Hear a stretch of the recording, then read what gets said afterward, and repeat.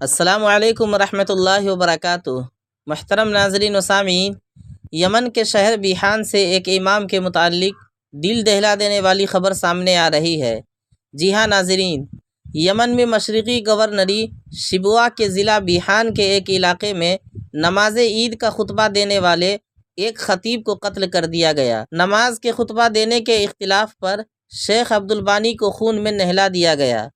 نماز عید کے بعد گھر واپس جاتے ہوئے ہتھیار سے لیس افراد نے شیخ عبداللہ البانی کی گاڑی کو روکا اور انہیں فائرنگ کر کے مار دیا۔ ان کے بچے اور دیگر افراد زخمی ہو گئے۔ کہا جاتا ہے شیخ عبداللہ پر ایک گولی چلائی گئی جس سے وہ موقع پر ہی جاں بحق ہو گئے۔ ان کے محافظ، متعدد سیکورٹی اہلکار اور کار میں ان کے ساتھ سوار بچے بھی زخمی ہو گئے۔ ناظرین، دعا فرمائیں کہ اللہ تعالیٰ مرحوم کی مغفرت فرمائے، پسماندگان کو صبر جمیل عطا فرمائے اور لوگوں کو ہدایت عطا فرمائے، آمین یا رب العالمین۔ ناظرین، اگر آپ چینل پر پہلی بار آئے ہیں تو چینل کو سبسکرائب کر لیں تاکہ ہماری ساری ویڈیوز کی نوٹیفیکیشن آپ تک پہنچتی رہے۔ شکریہ، جزاک اللہ۔